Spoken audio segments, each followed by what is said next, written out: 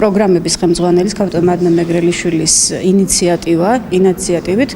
გადავწყვეტეთ, რომ სკოლებისთვის გაგვეცნო ჩვენი საქმიანობის შესახებ. დღეს მოვედით პირველ საჯარო სკოლაში, გავაცანით ინგლისური ფილოლოგიის დეპარტამენტის საქმიანობა, წარსული, აწმყო, მომავალი პერსპექტივები და ვფიქრობ, რომ დიდი დაინტერესება გამოიწვიათ და ვფიქრობთ, რომ დღევანდელი შეხვედრა მათ დაეხმარებათ სწორი არჩევანი გააკეთონ მომავალი პროფესიის არჩევაში. ქალაქის ნომერ პირველ საჯარო სკოლის მე-9-12 კლასის მოსწავლეებს ვესაუბრეთ